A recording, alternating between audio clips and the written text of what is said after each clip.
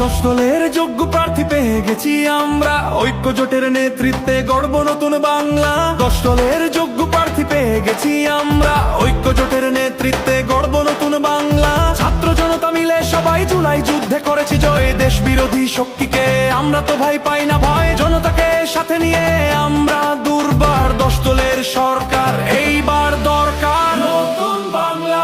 রিক্সা ঘড়ি পাল